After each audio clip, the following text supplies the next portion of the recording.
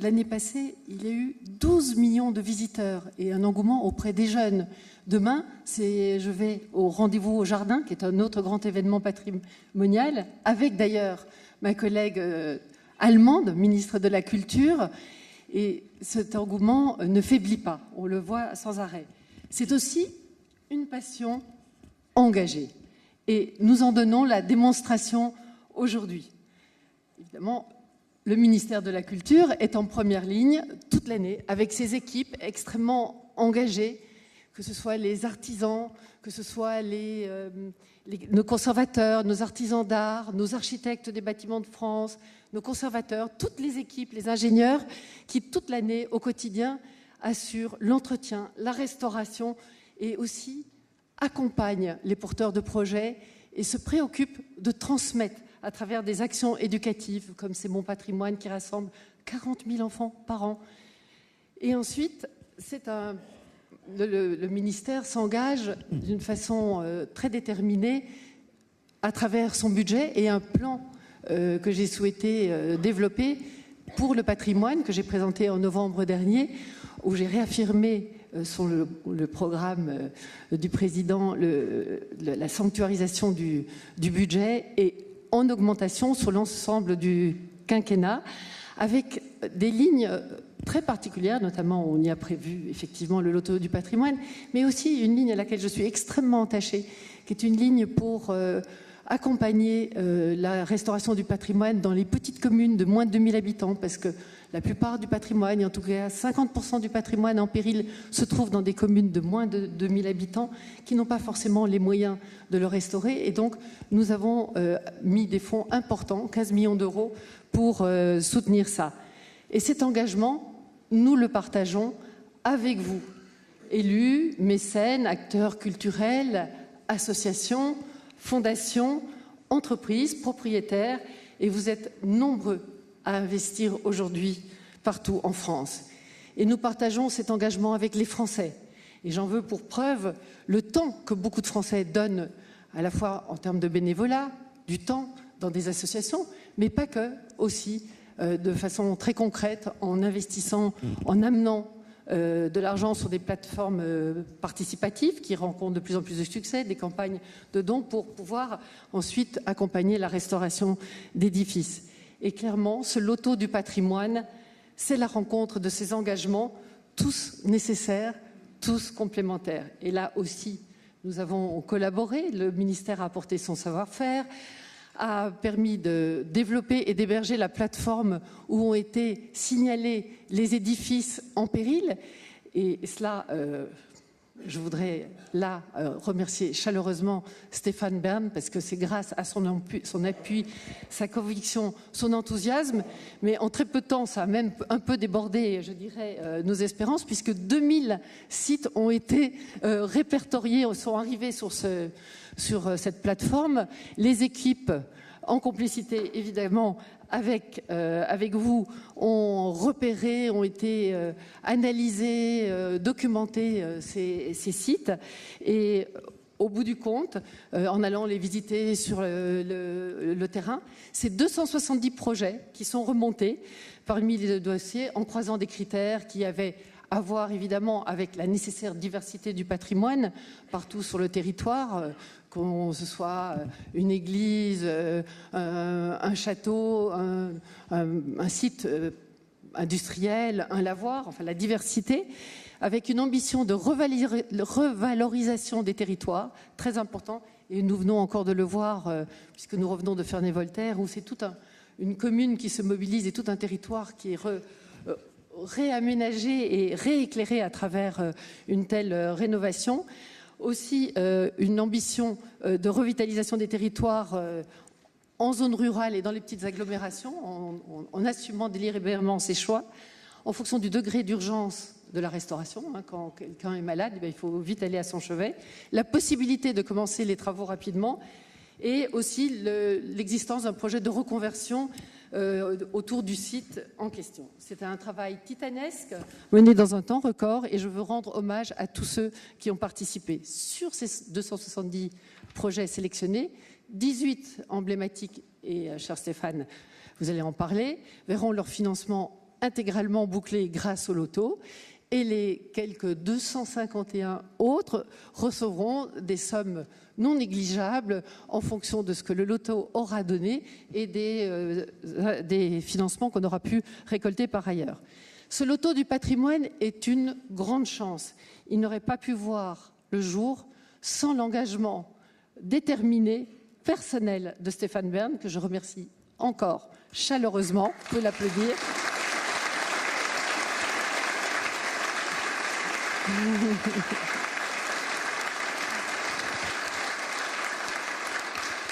Sans l'engagement de la Fondation du patrimoine, qui œuvre en continu pour l'entretien et la valorisation du patrimoine en milieu rural. Et je vous salue chaleureusement, ainsi que tous ces représentants ici présents. Et bien sûr, il n'aurait pas pu voir le jour non plus sans l'engagement de la Française des Jeux, que je veux aussi remercier très chaleureusement. Et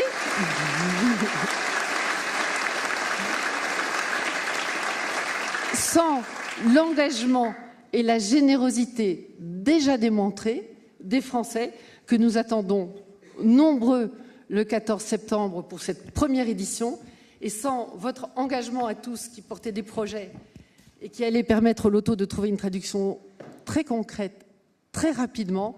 En tous les cas, merci à tous, parce que tous ici participent d'une manière, c'est une affaire partagée, commune, c'est un grand engagement, c'est un grand moment, je dirais, de générosité et d'enthousiasme, et c'est notre avenir qui se joue dans ce genre de moments que nous vivons aujourd'hui. Merci encore à vous, et je suis absolument heureuse de pouvoir lancer ce loto du patrimoine devant vous.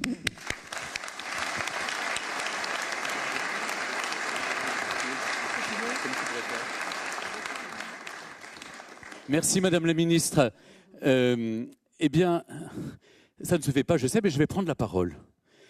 Et avant de vous la laisser, Monsieur le Président, Madame la Ministre, Mesdames et Messieurs les élus de la Nation, Monsieur le Président du Centre des Monuments Nationaux, Monsieur le Président de la Fondation du Patrimoine, Madame la Présidente de la Française des Jeux, chers amis, devrais-je dire surtout.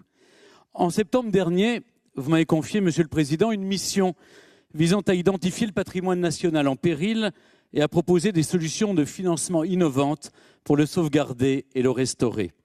En cela, vous avez montré votre attachement à ce patrimoine porteur d'identité sereine qui crée de la fierté dans nos régions, de la convivialité dans nos territoires, autant qu'il impacte positivement le développement économique des villages et des communes de moins de 2000 habitants, où, je le rappelle, et vous l'avez appelé, Madame la Ministre, 50% de ces trésors insoupçonnés de notre France. Ce patrimoine est une chance, c'est une mine d'or léguée par l'histoire. Notre pays est le premier pays visité au monde qui attire par ses attraits quelques 89 millions de visiteurs chaque année. Mais pour quelques monuments connus dans le monde entier, combien reste encore à sauver ? Voulant me montrer digne de la confiance que vous avez placée en moi, je me suis efforcé dans un premier temps de rencontrer tous les acteurs du patrimoine en France, y compris les jeunes créateurs des start-up qui sont ici et qui ont pris cette question à bras-le-corps, mais aussi au premier chef la Fondation du patrimoine, avec ses nombreux délégués régionaux, véritables chevilles ouvrières de la mission. Je citerai également la demeure historique, les vieilles maisons françaises, la sauvegarde de l'art français, sites et monuments, remparts, maisons paysannes de France, Europa Nostra, sans oublier les ABF dont la vie conforme, pas toujours bien accueillie, protège notre patrimoine et continuera, je l'espère, de le faire dans la loi Elan. les architectes en chef des monuments historiques. Les architectes en chef des monuments historiques, que je salue, les DRAC, qui ont joué un rôle essentiel dont j'aimerais saluer également l'engagement. Vous tous, qui avez placé tant d'espoir dans cette mission. Je suis heureux de vous retrouver ici ce soir et je vous remercie profondément, de tout cœur, de votre dévouement à cette cause qui est rude, qui est semée d'embûches, mais qui est tellement exaltante. C'est aussi, j'aimerais le souligner, la première fois qu'un président de la République réunit autant de défenseurs du patrimoine pour leur manifester son soutien. Une première étape a été franchie avec l'adoption par le Parlement du loto patrimoine voté dans le budget rectificatif de la fin de l'année dernière. C'est une idée ancienne dont j'avais pu observer les effets bénéfiques pour les monuments du National Trust en Angleterre. Et si elle ressurgissait à intervalles réguliers comme un serpent de mer, elle a enfin pu être lancée avec l'assentiment du ministre des Comptes publics. Ce loto patrimoine, ne l'oublions pas, a une légitimité historique, puisqu'il a permis la construction de quelques-uns de nos monuments qui nous sont familiers. Si j'osais, je dirais que François Ier en a rêvé, Louis XV l'a imaginé pour construire un certain nombre de monuments, et grâce à vous, Monsieur le Président, eh bien, nous l'avons fait.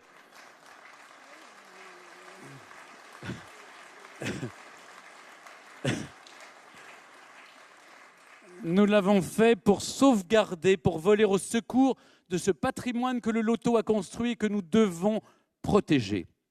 Ce loto patrimoine, tirage supplémentaire et jeu de grattage dédié, dont vous, cher Stéphane Pallès, vous allez nous parler, permettra en effet à tous les Français de participer à cette mission citoyenne de défense de notre patrimoine.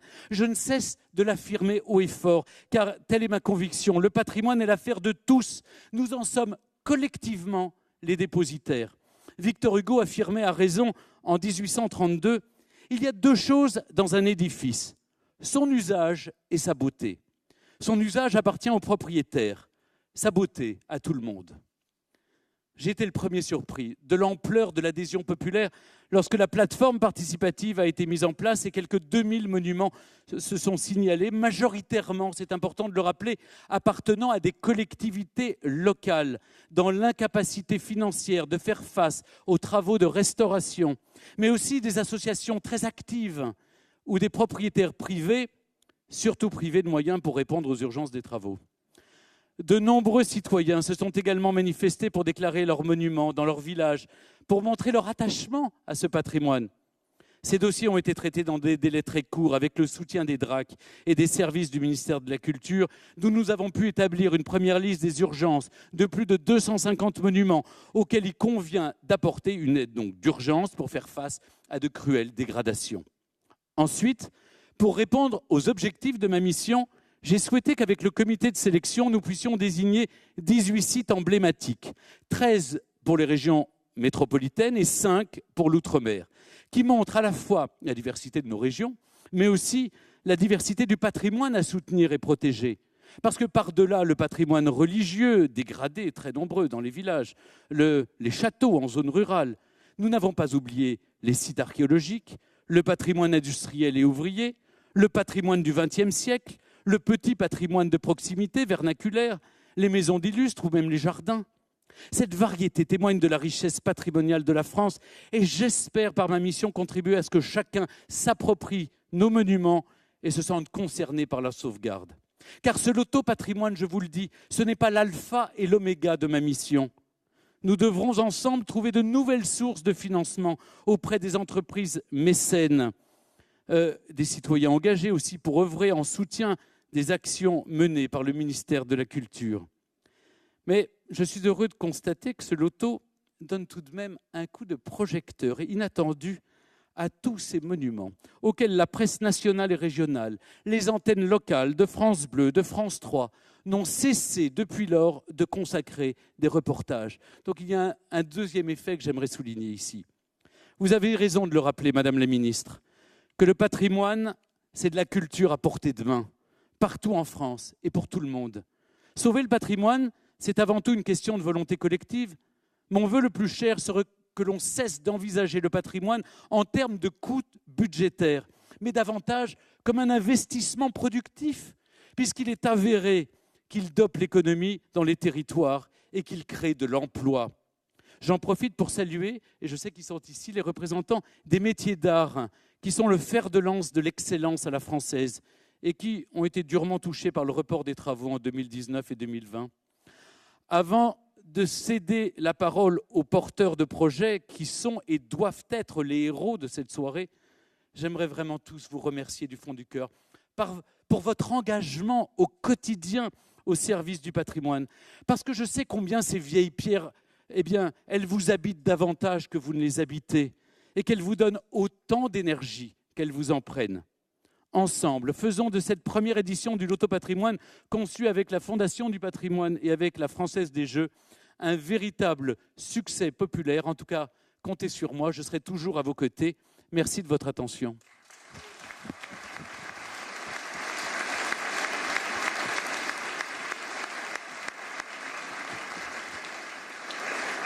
Il y a un ordre. Alors, pendant que tu vas parler, Guillaume, je crois qu'il y a un film qui va illustrer ton propos avec quelques réalisations de la Fondation du patrimoine. Voilà. Alors, chers amis, tout d'abord, je voudrais vous dire que votre présence ici, aussi nombreuse, c'est un gage de succès pour nous et pour tous ceux qui ont travaillé depuis 8 mois à essayer de lancer ce grand élan national, presque inédit, puisque je crois que ça ne s'est jamais passé dans l'histoire de France, autour de la question du patrimoine. De quel patrimoine parle-t-on ? On ne parle pas ici des têtes d'affiche. On parle du patrimoine dit vernaculaire, du patrimoine de nos campagnes. On parle des centaines de milliers de petites flammes qui brillent et qui illuminent la France, qui font que notre France est digne de visite et qui font que demain, un village qui a presque tout perdu et finalement, il vaut encore le détour. Pourtant, chaque année, il y a des centaines de ces petites flammes qui s'éteignent, des centaines de musées municipaux, de théâtres qui se ferment au public parce qu'il n'y a plus les moyens d'organiser les travaux nécessaires pour les maintenir en état et en opération. Alors, ce qu'on s'est dit avec un certain nombre de bénévoles, c'est qu'il fallait jouer banco et il fallait faire quelque chose de majeur. Un attelage s'est créé, c'est un attelage un peu improbable entre une personnalité publique très remarquable, qui est ici et qui écoute avec une grande attention, une ministre, alors, je vais faire une relance. Une ministre concurrente avec des équipes aussi formidables, la Française des Jeux, animée par Stéphane Paliez, et puis la Fondation du patrimoine, qui, comme vous le savez, est la fille aînée de toutes les associations philanthropiques qui essayent de soutenir ce patrimoine et qui a été créé en 1996. Tout ça a été placé sous la sympathique, active et bienveillante supervision du président de la République et de Brigitte Macron. Et je voudrais vraiment les remercier parce que, évidemment, sans eux, rien ne se serait passé.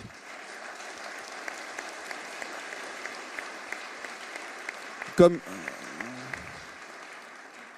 il y avait vraiment beaucoup de monde autour de la table, tout ça aurait pu finir en palabres, incantations, rapports remis officiellement, etc. Mais en fait, finalement, c'est tout le contraire qui est en train de se produire. Tout le contraire. C'est-à-dire qu'il y a à la fois un élan populaire absolument inédit, et puis il y a 2000 projets qui sont arrivés, et on a été franchement submergés. Tout le monde s'est mis au boulot, et on a pu sortir ces 270 projets. Il y en a eu un de plus cette nuit, paraît-il, qui est arrivé, comme ça sur le truc. 270 projets qui vont être sauvés en urgence, et qui, quelque part, j'espère, vont réanimer des occasions de visite, vont réanimer encore ces opportunités de création de valeurs économiques, de valeurs culturelles dans ces territoires. Ce besoin, en fait, aujourd'hui, ces besoins financiers qui vont être couverts par le loto du patrimoine, on parle de quelques dizaines de millions d'euros qui vont arriver. C'est formidable, c'est de nouveau inédit, mais c'est évidemment très insuffisant. Si on avait voulu sauver les 2000 dossiers qui nous sont arrivés, il faudrait 2 milliards d'euros. Alors que le ministre des Comptes publics se relaxe, nous ne demandons pas 2 milliards d'euros de contribution pour le petit patrimoine de nos campagnes. Mais nous pensons que nous pouvons mobiliser, et vous voyez derrière en fait tout le système de dons en ligne qui s'affiche derrière vous, nous pensons que nous pouvons mobiliser les énergies et, quelque part, les finances des entreprises et de la population française pour venir au secours de ce patrimoine. Très souvent, quand je me promène dans les provinces ou que je vais à la rencontre des 570 bénévoles de la Fondation, les gens et les porteurs de projets me disent « c'est pas normal, la mairie n'a pas payé, c'est pas normal, le département n'a pas payé, la région ne veut pas entretenir telle coupole d'un grand lycée historique parisien, etc. » Et c'est vrai, Monsieur le Président de la République, en matière de collectivités locales, comme elles sont très nombreuses, il y a beaucoup de responsables dans l'inaction. Mais quelque part, c'est à nous tous de nous mobiliser. Et ce n'est pas à nous d'essayer de rechercher qui est responsable de quoi. Le patrimoine, c'est l'affaire de tous. Merci à tous.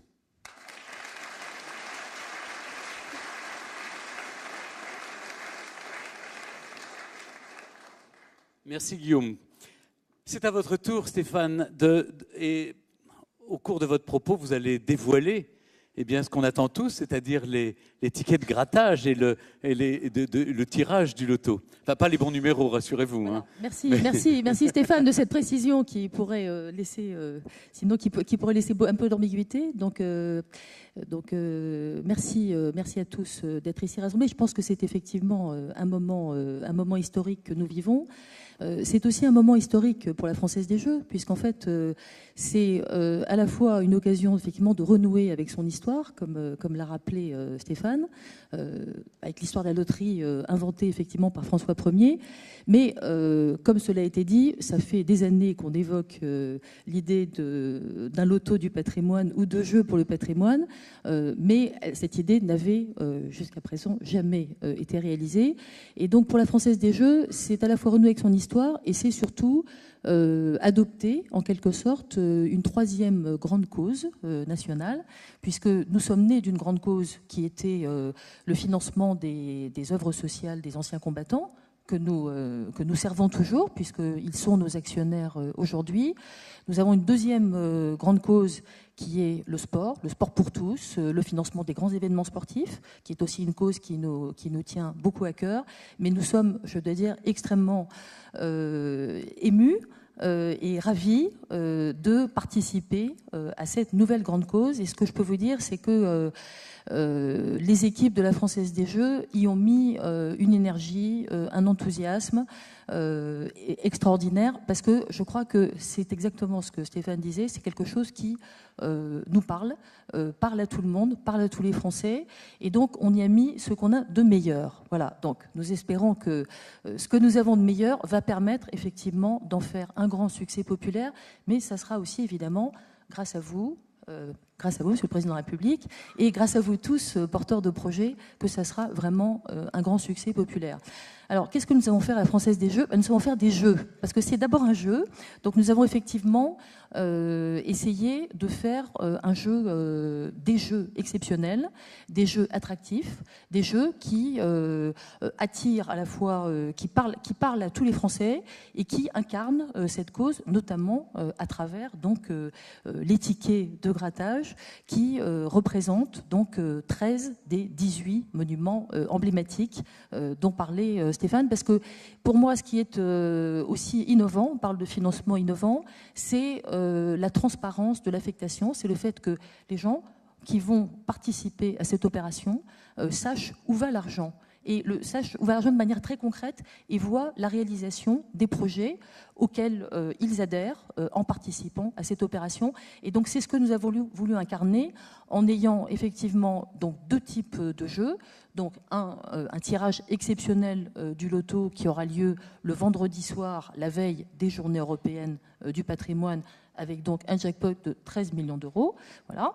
Et par ailleurs, donc une gamme de tickets de grattage qui sera commercialisée à partir de septembre, avec 3 tickets qui représentent chacun la diversité de nos régions et de nos patrimoines, puisque sur chaque ticket, vous avez 4 monuments emblématiques, plus la maison d'Aimé Césaire, voilà, qui donc incarne ces monuments. Et je pense que c'est très important d'avoir effectivement cette incarnation dans ces tickets.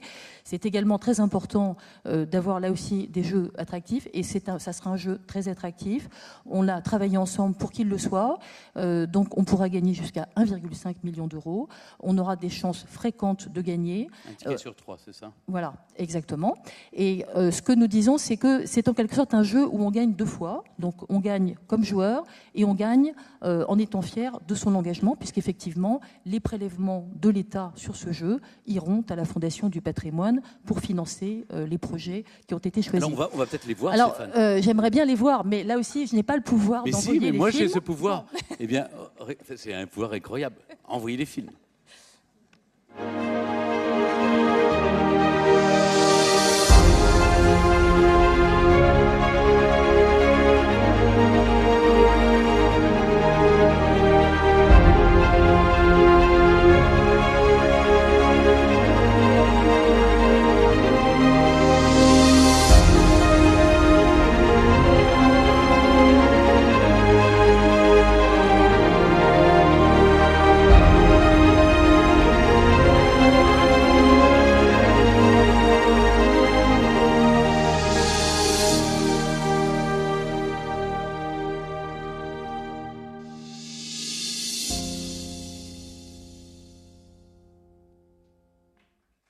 Bravo. Et Stéphane, on peut remercier les monuments, parce que vous avez vu le slogan, c'est pour un monument connu dans le monde entier, combien de trésors de notre patrimoine restent à sauver. Je vois Jean de Sonville, le château de Chambord, d'accepter de prêter son image, le Mont-Saint-Michel, évidemment qu'ils n'ont pas trop besoin de notre aide, mais c'est bien qu'ils permettent d'aider les autres. Ils incarnent effectivement des monuments qui sont aujourd'hui des grands succès français, et c'est une manière de montrer ce qu'un monument peut devenir quand on s'en occupe, quand on l'entretient, quand on a des projets. Donc c'est pour ça qu'on les a également mis sur les tickets pour incarner le futur de notre patrimoine en péril tel que nous le voyons se dessiner. Alors je voulais rajouter un petit mot. Au-delà des jeux, ce que nous allons faire, c'est nous mobiliser totalement pour que ce jeu soit un succès. Là aussi, des moyens exceptionnels, une campagne grand public.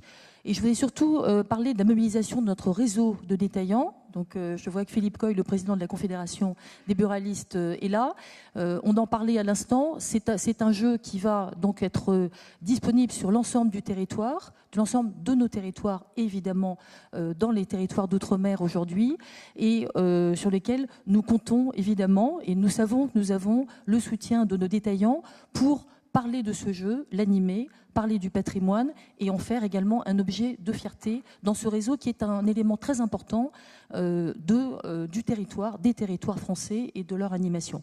Et puis enfin, effectivement, toujours notre engagement complet aux côtés de Stéphane Bern. Donc nous allons effectivement soutenir les programmes courts de France Télévisions à l'automne prochain pour parler du patrimoine pendant toute la période de vente de ces jeux.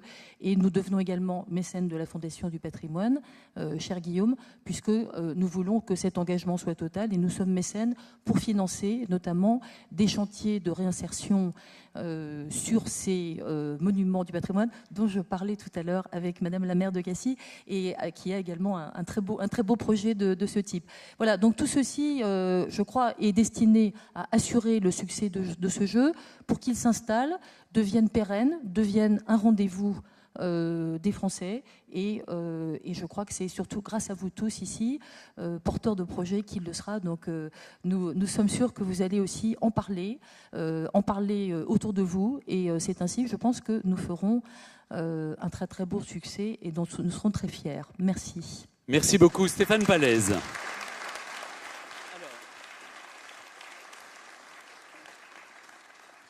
Ce que je vous propose maintenant, c'est que vous avez envie d'entendre les porteurs de projets. On ne pouvait pas réunir à la fois ou les 18 ou les 260 sur cette estrade. Et donc on a pensé réunir 3 projets qui nous paraissent emblématiques. Le premier projet est celui qui fait partie des 18 emblématiques. C'est le projet de restauration du théâtre des Bleus de Bar-le-Duc. C'est un projet qui nous a touchés parce que ça fait partie du patrimoine du XXe siècle. Et je ne voudrais pas qu'on oublie ce patrimoine-là. Vous savez, avant que Augustin Perret ne construise le théâtre des Champs-Élysées, eh bien, ce théâtre de Bar-le-Duc était déjà une sorte de préfiguration. Et c'est une histoire à la fois très belle, puisqu'il a été construit en 1905. C'est un théâtre à l'italienne, extrêmement moderne. Et sa déréliction s'est poursuivie et s'est aggravée dans les années 70. Il a été fermé. Et puis, jusqu'à ce que 3 jeunes, je crois que c'est en 2016, et je vais les appeler pour qu'ils viennent nous en parler. Je vais donc, pour ne pas écorcher leur nom, je vais donc les appeler à venir me rejoindre. Il y a... ah non, c'est seulement Loïc Alif, c'est ça? C'est vous, Loïc. Donc venez. Oui, parce que 3, sinon, je vais vous donner un micro. Ah, vous l'avez. Tout a été formidablement bien organisé, c'est mieux qu'à la télé. Alors, donc, Loïc, ce qui est très important, c'est racontez-nous cette aventure. Vous êtes 3 copains, oui. Vous adorez votre théâtre de Bar-le-Duc et vous dites, on ne peut pas le laisser tomber, il faut faire quelque chose. Alors, c'est l'histoire, ça a commencé en août 2015 exactement, et cela faisait 15 ans qu'il était abandonné.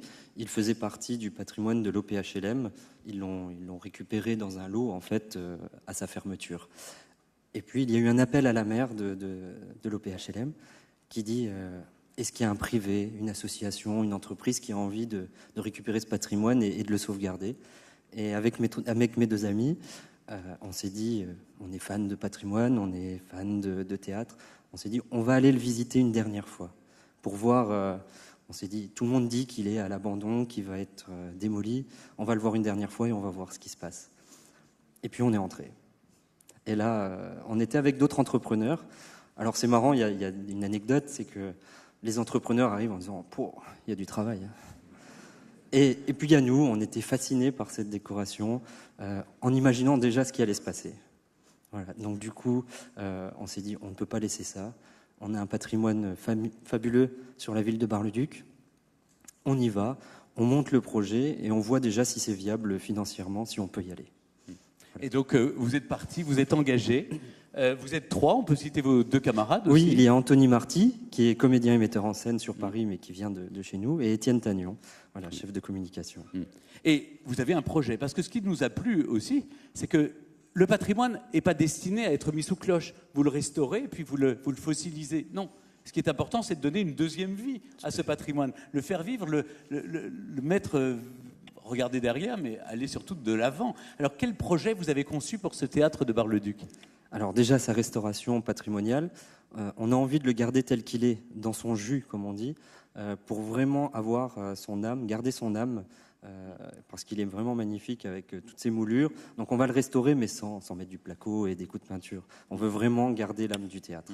Et puis il y a le second aspect, qui est culturel, où on veut vraiment le faire revivre. Alors on a une scène nationale à Bar-le-Duc, mais on veut vraiment travailler en complémentarité et en partenariat avec eux pour proposer quelque chose de différent. Donc d'abord du théâtre, bien entendu, mais aussi ça peut être de l'opéra, ça peut être de la musique. Et puis on a des foyers magnifiques à côté qui sont assez grands, où on peut vraiment accueillir des expositions photos, faire des salons. Voilà, il faut le faire revivre. Mais il a aussi un aspect, je prends la parole, j'en profite. C'est le but. Il a, il a vécu beaucoup de choses. À l'époque, on n'avait pas de cinéma, de choses comme ça. Et les gens, au lieu d'aller dans des salles des fêtes, ils venaient au théâtre, dans ce théâtre, pour vivre les moments importants de la vie, tels que les baptêmes, les communions, les mariages. Et donc, tous les Barisiens et les locaux ont une histoire dans ce théâtre. Donc c'est pour ça qu'on est aussi très soutenu sur le local et qu'on a vraiment un soutien énorme de la population. En tout cas, on vous souhaite bonne chance. C'est l'association qui va le gérer, oui, qui en est propriétaire et qui va le gérer à l'avenir. Tout à fait. D'accord. Et donc, on peut continuer. On veut garder un aspect culturel et on aimerait jouer une première pièce quand même. Alors, donnez-nous des dates et puis, surtout le programme. Alors, le programme, on a pensé monter Jacques et son maître de Milan Kundera. Et d'ailleurs, si Madame Macron a toujours contact du jeune comédien qu'elle avait embauché dans son adaptation il y a quelques années, nous serions preneurs.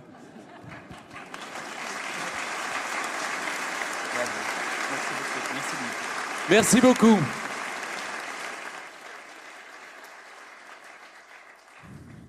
Maintenant, un autre projet tout à fait emblématique est celui du château de la Calanque de Port-Miou. Alors, c'est à la fois, il fait partie du maillage des 251 projets. Et il nous a paru par ailleurs emblématique de quelque chose, c'est que vous avez fait appel, et on va en parler avec Madame la maire dans un instant, à un chantier de réinsertion. Et c'est très important. C'est-à-dire, ce sont tous ces métiers d'art qui disparaissent d'un côté, qu'on peut restaurer, puis vous permettez en même temps à des jeunes qui ont des difficultés eh bien, de se réinsérer. Et donc, d'abord, la situation est exceptionnelle à l'entrée du parc national des Calanques, près de Cassis. Et puis, une histoire merveilleuse, parce que c'est aussi l'histoire industrielle d'une région. Savez-vous que les roches servaient à l'obtention de la soude caustique, qui était indispensable pour la fabrication des célèbres savons de Marseille. Donc c'est à la fois, vous l'appelez le château, c'est très pompeux, mais les habitants de Cassis y sont très attachés et aiment bien qu'on appelle le château. Mais en tout cas, vous allez lui assigner une nouvelle vie. Encore une fois, il y a donc un projet pour assigner à ce patrimoine historique une nouvelle vie. Madame la maire, Daniel Milon, je vais vous demander de venir. Et si vous voulez bien venir également avec Monsieur Nicolet, qui est le président d'Actavista, qui est le porteur. Ah non, il n'est pas là. Bon, eh ben, si vous voulez, venez aussi. Je n'ai pas de micro.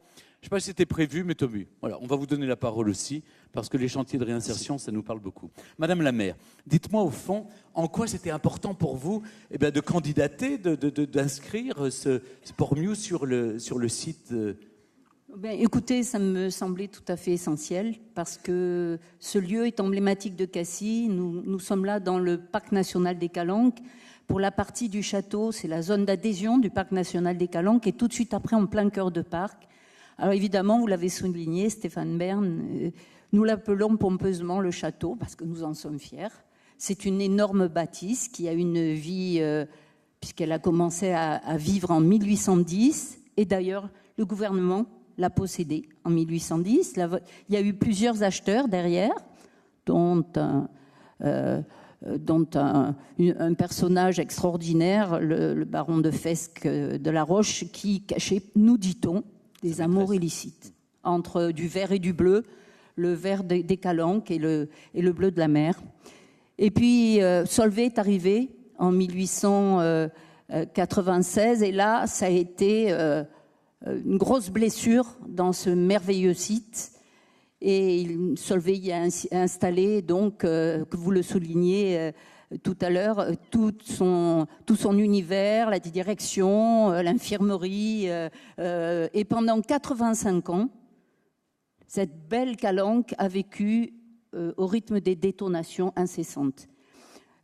En 1981, par décision politique, bienvenue, ce massacre s'est arrêté. Et puis en 2004, pour la cause d'utilité publique, la ville a pu s'approprier ce lieu. En 2005, elle en est devenue définitivement propriétaire. Et puis voilà, moi j'ai été élue maire en 2008 et c'était inscrit dans mon programme. Je voulais à tout prix réhabiliter ce lieu. Alors pourquoi vous avez fait appel à Actavista? Et peut-être, Monsieur Nicolet, vous allez nous dire en quoi consiste justement ce chantier de réinsertion et les résultats que vous avez, parce que je crois qu'ils sont assez positifs. Alors j'ai fait appel à Actavista et à la Fondation du patrimoine, extraordinaire fondation, grâce à qui nous sommes ici aujourd'hui, et grâce à vous, et grâce à la volonté d'un président de la République, et sans doute de son épouse, et de Madame Nyssen, que je connais bien. On a fêté un anniversaire ensemble dans d'autres lieux, 20 ans d'Actes Sud, 20 ans du Printemps du Livre de Cassis, mais c'est un autre temps. Eh bien, tout simplement parce que comment restaurer un lieu comme ça sans que l'humain soit au cœur du système? Et comment ne pas penser justement à cette association extraordinaire aux côtés de la Fondation pour le patrimoine? Et bien sûr, je pense à Actavista qui, depuis 15 ans, se consacre à restaurer des lieux emblématiques fabuleux et ils le font tellement bien. Alors justement, Monsieur Nicolet, racontez-nous ce que vous faites et comment ces jeunes qui sont en phase de réinsertion participent à ce chantier. Et ensuite, je crois que certains ont trouvé du travail justement dans ces métiers du patrimoine. Écoutez, merci beaucoup. Ce chantier il repose sur une conviction très forte que partage l'association Actavista, toutes les structures du groupe SOS et la plupart des personnes ici. C'est la conviction que plus les personnes sont en difficulté, plus nous devons avoir le courage de mettre entre leurs mains ce que nous chérissons le plus. Et donc, en l'occurrence, évidemment, dans le bâtiment, ce qu'on chérit le plus, c'est ce que vous représentez, ce que vous portez tous, c'est les beaux bâtiments. Sur les sites que l'on nous confie, on a coutume de dire que les hommes réveillent les pierres et les pierres révèlent les hommes. C'est ça qui se passe sur nos chantiers. C'est finalement le prestige du patrimoine qui irradie de confiance et de fierté les personnes qui viennent travailler. Donc, ce qu'on fait, c'est ça, c'est répondre à l'appel de personnes qui nous disent « Voilà ce que j'ai de plus beau, comment vous pouvez aider les habitants de mon territoire ?» Et de manière précise, on le fait en faisant un chantier qualifiant. C'est-à-dire que les personnes nous rejoignent pour 12 mois, on les embauche, on les salarie pour être formés en situation de travail. Toutes les personnes qui passent chez nous ont l'opportunité de passer un titre professionnel reconnu par le ministère du Travail. Et finalement, on ne fait que ce que font beaucoup de gens ici, c'est-à-dire réhabiliter l'intelligence de la main. Je garde en tout cas cette phrase qui est magnifique, les hommes réveillent les pierres et les pierres révèlent les hommes. Bravo, merci en tout cas. Et bravo pour ce magnifique projet qu'on a très envie de soutenir. Merci beaucoup.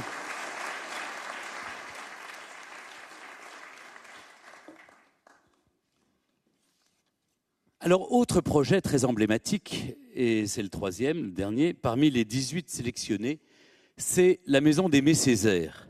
La Maison d'Aimé Césaire, c'est à la fois du patrimoine matériel, mais du patrimoine immatériel. Cette année, il y a la célébration du 10e anniversaire de la mort d'Aimé Césaire. Il fait partie de notre culture, il est au Panthéon, il fait partie de notre culture à tous, français. C'est un double héritage à la fois littéraire, politique, et c'est aussi un territoire qu'on a voulu honorer. Et c'était important justement qu'on puisse parler de la Martinique. Vous savez, quand il est revenu en Martinique, il a acheté cette maison pour y héberger sa famille dans les années 60. Il a été ébloui, il était au milieu de la nature. Et aujourd'hui, cette maison, malheureusement, est fermée parce qu'elle est dans un très mauvais état. Il y a, je crois qu'il y a des termites qui ont fait leur œuvre, le temps aussi, puis la végétation pousse partout. Donc on a voulu le protéger et le sauver. C'est la raison pour laquelle on l'a inscrit. Et je vais vous demander, alors c'était très difficile de faire venir les porteurs de projets pour cette journée à l'Élysée depuis la Martinique, mais je crois que le député est là, Serge Letchimy. Est-ce que vous voulez bien peut-être venir nous dire quelques mots, monsieur le député ?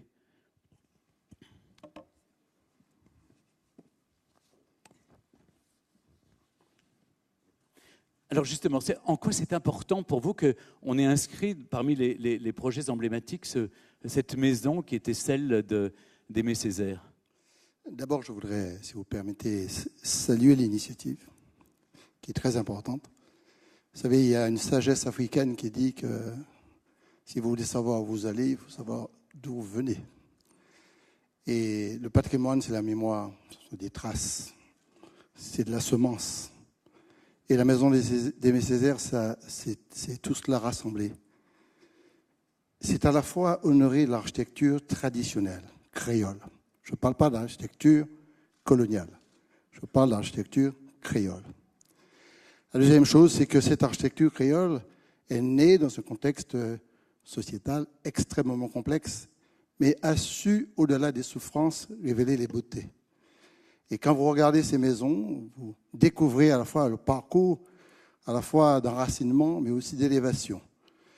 Et en même temps, ce patrimoine, la maison, a vu vivre pendant des dizaines d'années un des grands pères de l'humanisme et qui a, de mon point de vue, permis de restituer au monde noir sa dignité. C'est le père de la négritude, avec Léon Gondrin-Damas de la Guyane, avec Léopold Sédar Senghor. Et ces hommes ont construit ensemble une fraternité, à mon avis, fondamentale pour l'avenir, pour nous permettre de vivre ensemble en paix. Et c'est dans ce sens que pour nous, il s'agissait à la fois de maintenir le bâtiment, puisque la ville de Fort-de-France a acheté la maison, parce qu'on aurait pu laisser filer, tenir debout. Il y a quelques termites peut-être, mais pas. Il n'y a pas que ça. Il y a aussi beaucoup de choses à l'intérieur. Et deuxièmement, restaurer cette maison et de telle sorte qu'on puisse faire prospérer les grandes valeurs humanistes de Césaire au même titre, en correspondance avec les grandes fondations comme la Fondation Mandela en Afrique du Sud, la Fondation Gandhi en Inde et la Fondation Martin Luther King, puisque nous sommes sur un combat de l'universel où, quelle que soit l'origine et la race, on ne peut que construire une fraternité nouvelle. C'est ça qu'on veut promouvoir à travers ce grand monsieur qu'a été Aimé Césaire. C'est d'ailleurs, merci monsieur le député, parce que, merci beaucoup, c'est le projet de la Fondation Aimé Césaire. Merci beaucoup.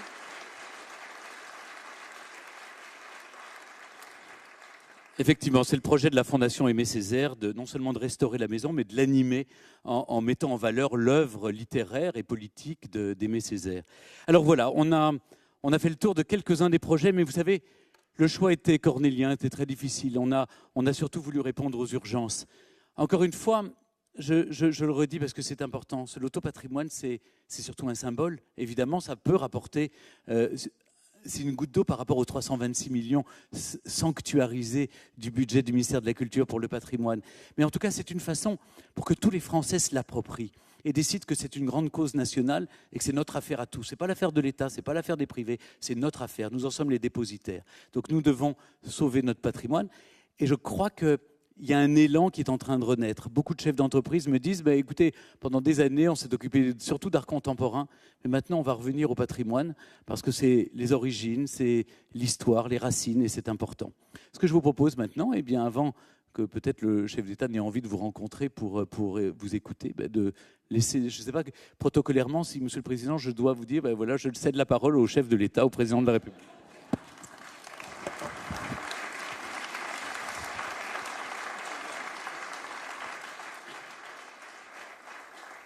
Madame la ministre, mesdames, messieurs les élus, mesdames, messieurs, je ne serai pas long, tout a été dit.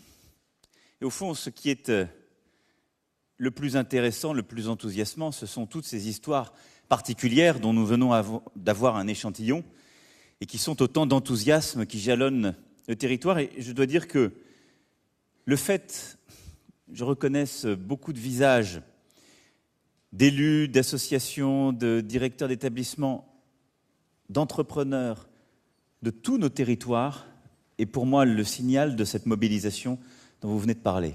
Certains sont venus de loin, d'au-delà des mers, et je les en remercie. Certains sont d'à côté, mais c'est toute la nation qui est ici rassemblée.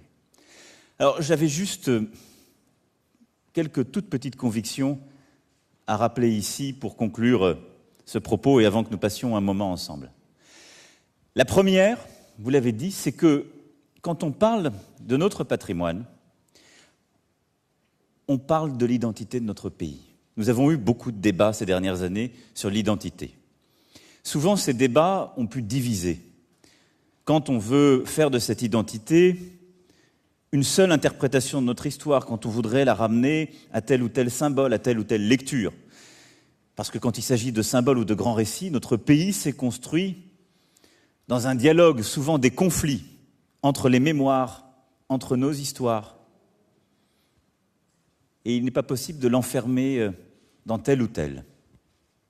C'est pour ça que je pense que notre identité se construit aussi en marchant, qu'elle s'est toujours pensée dans un projet permanent et constamment réinventé.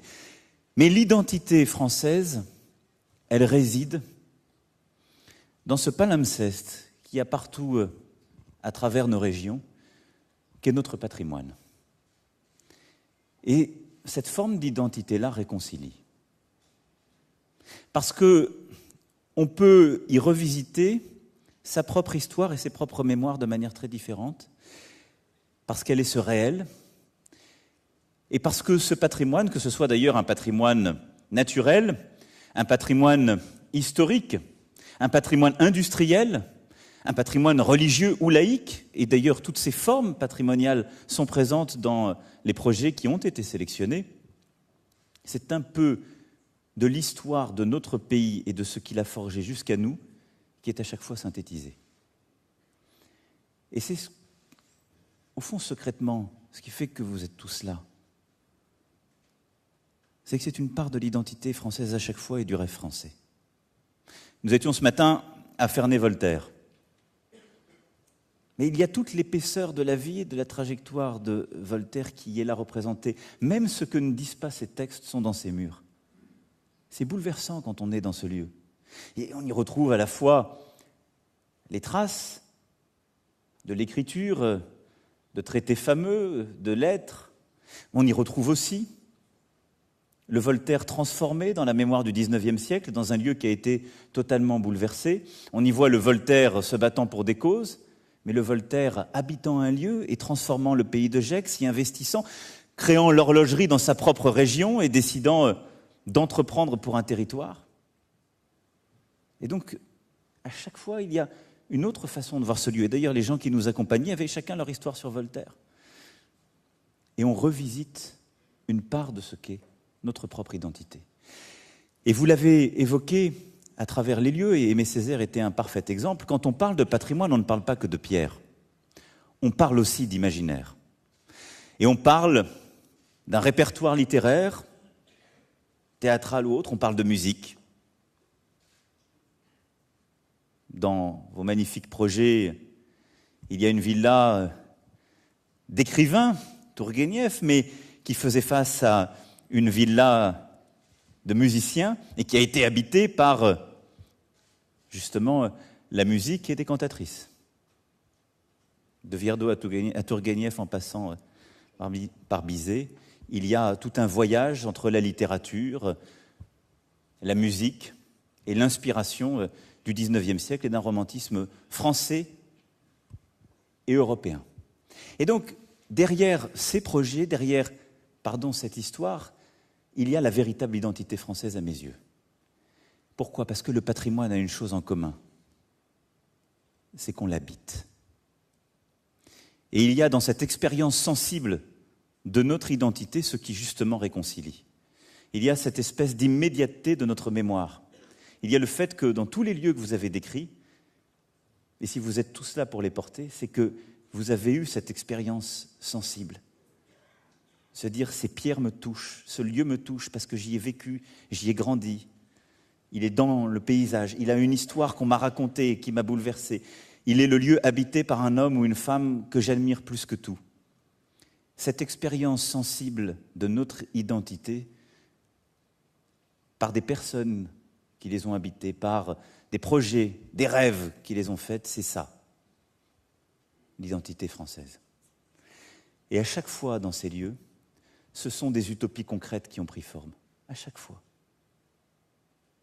Chacun de ces lieux a une histoire magique dans laquelle on peut se perdre, parce qu'il y a à chaque fois des héros de la nation ou des héros véritables qui sont parfois moins connus, mais avec autant de mérite. Derrière chacun de ces lieux, il y a des engagements d'années, parfois de décennies, pour avoir bâti ces pierres.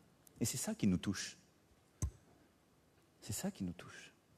Et dans toutes les régions d'où vous venez, ces lieux qui sont portés à travers ces projets, c'est une part de l'identité du pays. Beaucoup d'entre vous ont passé des décennies en tant qu'élus ou qu'entrepreneurs à les faire revivre.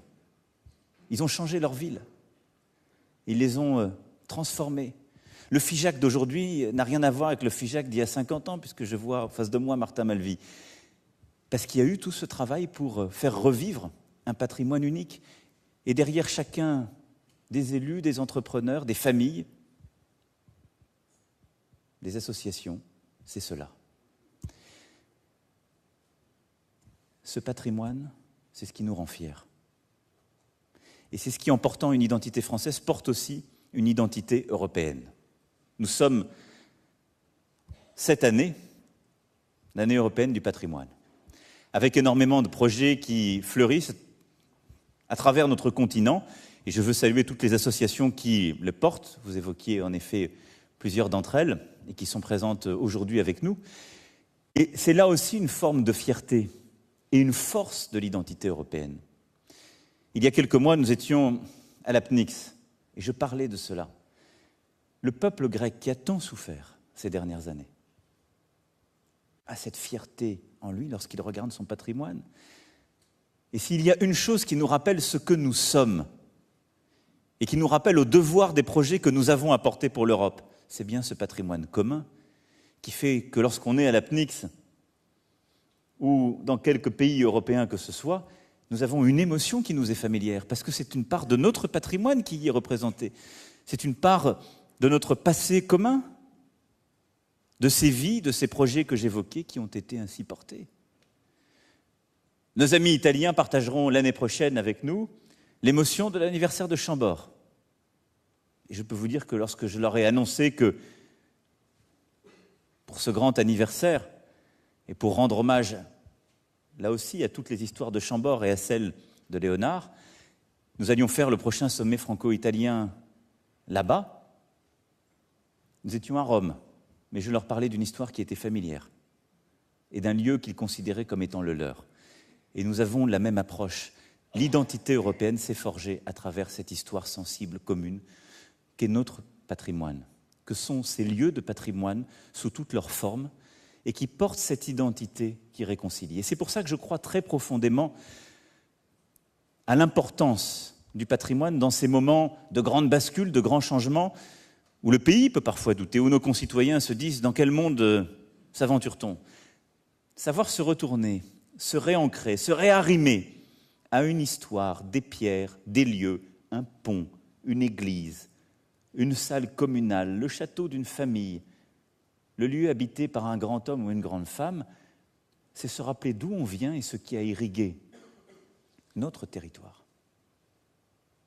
Et donc pour cela, le patrimoine fait partie du cœur politique de la nation. Une nation ne peut pas se construire dans ces temps de grands changements sans s'arrimer à un récit collectif et sans faire revivre les traces qui l'ont faite, le socle même de son histoire par laquelle elle peut avancer et prétendre aller plus loin, et sur tout le territoire. Et donc oui, le patrimoine, c'est une cause nationale. Elle engage l'État, et je veux ici saluer, Madame la Ministre, la stratégie pluriannuelle que vous avez rappelée et l'engagement de votre ministère, de ces crédits, de cette aide aux communes, l'engagement de votre ministère, des directions impliquées, mais aussi du CMN, qui fait un travail remarquable avec plusieurs projets portés dans le cadre justement de cette initiative, et de l'ensemble des établissements publics qui, partout sur le territoire, portent souvent ces projets. Je veux saluer nos collectivités territoriales et nos élus, qui, avec beaucoup de courage, portent ces projets, portent justement ce patrimoine, avec parfois des difficultés financières qui sont là, mais toujours la volonté d'aller de l'avant compte tenu de l'importance que ces projets représentent pour elles et leurs concitoyens. Et à ce titre, nombre des projets portés sont en effet des projets de communes, de régions, de départements, et il est essentiel de pouvoir les aider et continuer à faire avancer ce que, depuis plusieurs années, elles portent avec beaucoup de courage. Je veux saluer les associations qui se sont constituées comme la vôtre et qui ont décidé à un moment de s'emparer d'un lieu pour en faire une réalité revisitée. Je veux saluer les entrepreneurs indépendants, les familles qui parfois portent à bout de bras un patrimoine qu'elles ont décidé de réacquérir ou dont elles ont hérité et dont on mesure rarement la charge que cela représente et les investissements que cela nécessite. C'est toute la nation qui est derrière cette aventure et cette initiative, en effet, du loto, c'était faire prendre conscience à chacun qu'il avait une part de responsabilité, mais qu'il pouvait aussi contribuer pour une part à ce projet. Le patrimoine est à tout le monde. Et derrière cela, il y a aussi une volonté de le réouvrir, de le revisiter, de le réhabiter et de permettre à tous nos concitoyens, où qu'ils soient nés, d'où qu'ils viennent, quel que soit leur quartier, les difficultés qui peuvent être les leurs, de se réapproprier les lieux d'une histoire commune. La deuxième conviction que je voulais partager avec vous, c'est que je crois que sur le patrimoine, on peut aussi dire en même temps.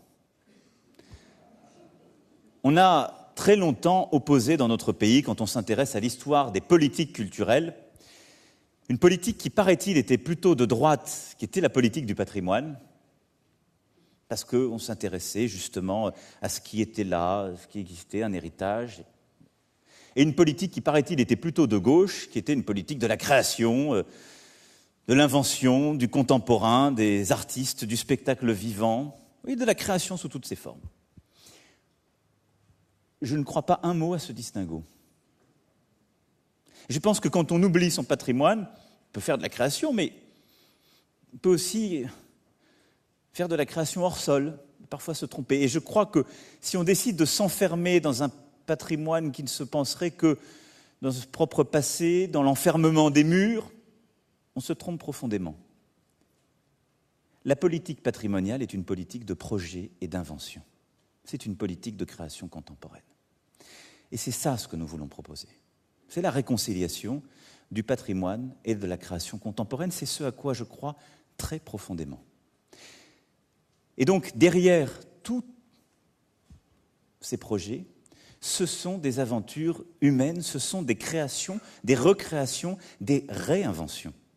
Et qu'il s'agisse d'ailleurs des murs, comme de ce qu'on peut faire à travers une œuvre littéraire, à travers le théâtre lorsqu'on revisite le répertoire. Nous étions tout à l'heure avec formidable artiste de la Comédie Française, c'est ce qu'elle fait tous les jours, on réinvente. Et donc ce que je veux saluer aussi à travers les projets que vous portez et ce que vous allez continuer à faire, chacune et chacun sur le terrain dans les prochains mois et les prochaines années, c'est cette réconciliation dont notre pays a besoin.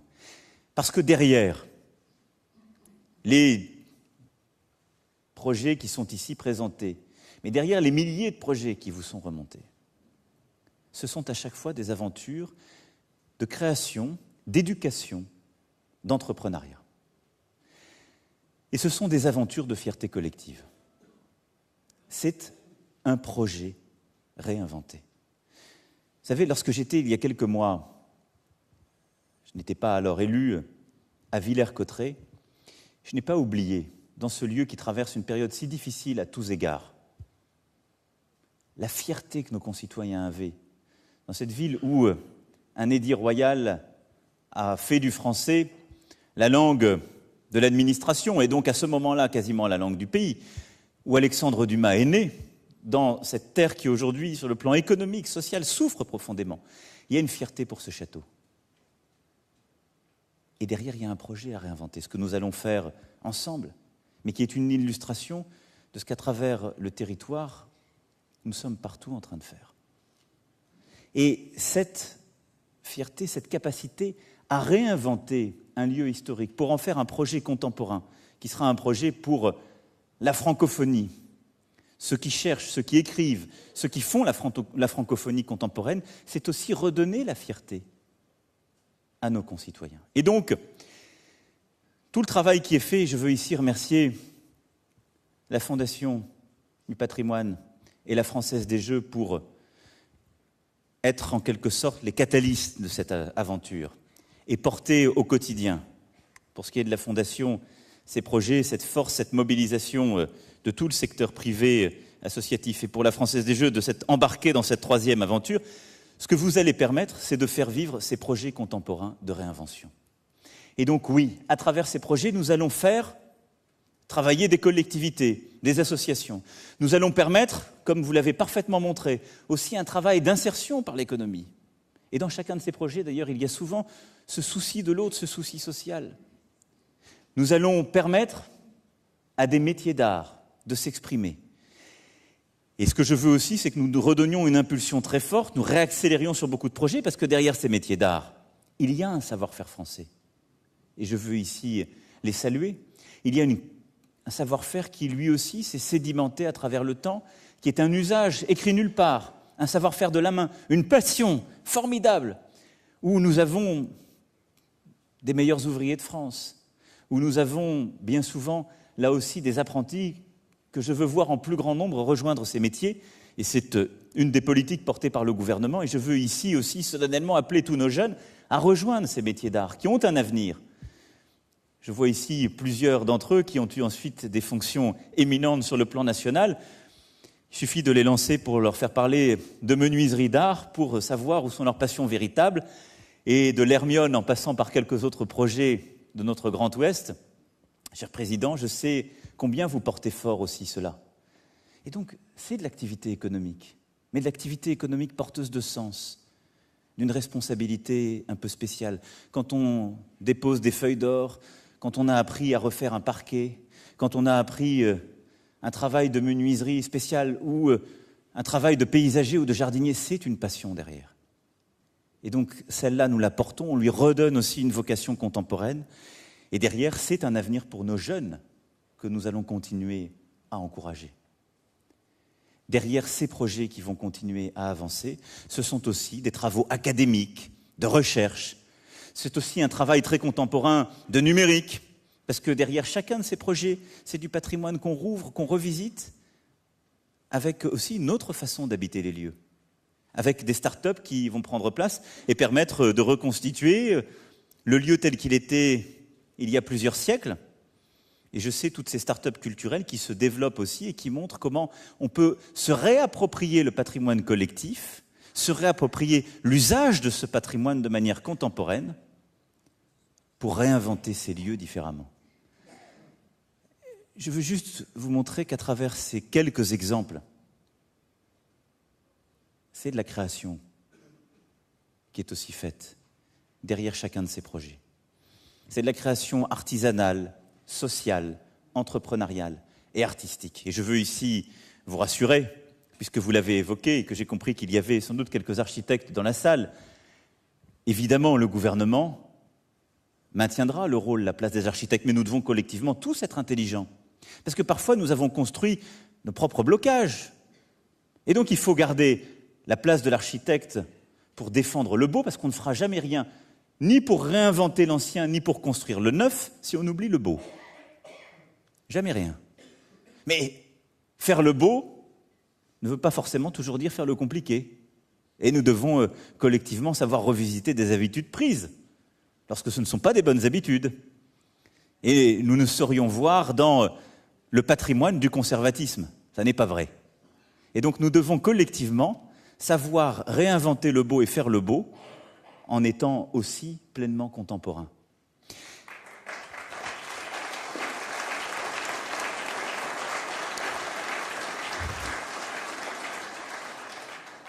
Et au fond, vous le voyez mes amis, je ne serai pas plus long. Il n'y a rien d'accessoire dans ce que nous sommes en train de faire.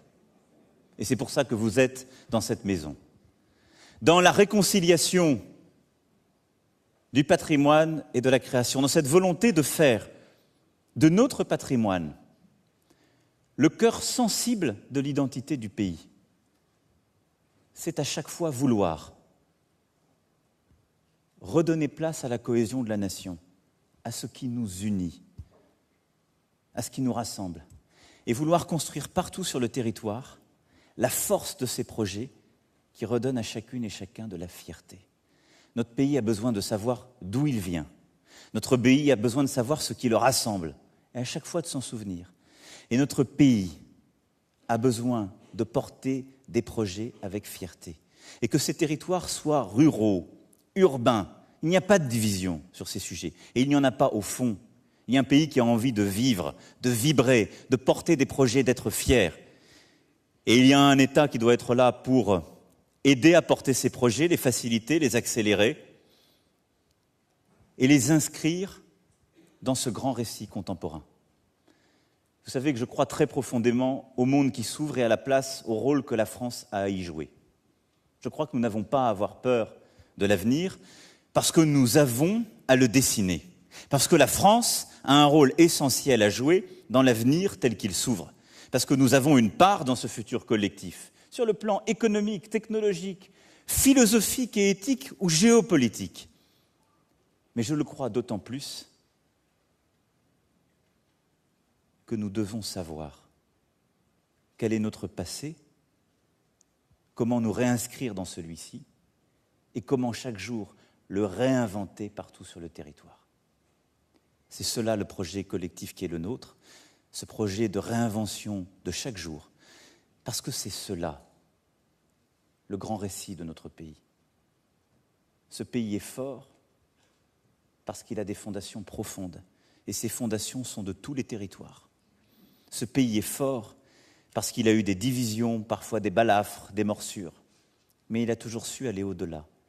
Ce pays est fort, notre peuple est fort, parce qu'il a toujours su se réinventer, porter des projets de chaque jour, en sachant qui il était. C'est cela, ce que vous faites sur le territoire. C'est cela ce que nous voulons faire, et c'est cela ce qui illustre les projets présentés aujourd'hui, la mission que vous avez portée. Et pour toutes ces raisons, cher Stéphane Bern, je veux vous remercier pour l'énergie que vous avez mise depuis que cette mission vous a été confiée, la force de conviction, l'effet d'entraînement. Mais j'ai une très mauvaise nouvelle pour vous, c'est que vous allez continuer parce qu'il va falloir accompagner ces projets, parce que ce loto est une première, mais pas une dernière, et que nous allons le répliquer chaque année. et que inlassablement nous allons mener ensemble ce travail avec la ministre pour que d'ici à la fin du quinquennat, il y ait un maximum de projets partout sur le territoire qui, fort de cette promesse et de cette volonté collective, aient changé un peu du visage de notre pays, de nos régions, de nos villes. Je vous remercie. Merci à toi. Merci. Merci beaucoup. Merci à vous. Merci à vous. Merci.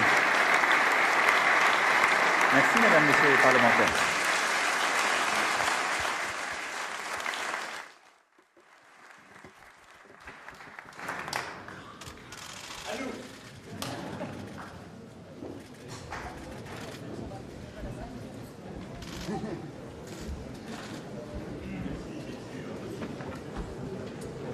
Je coupe, hein.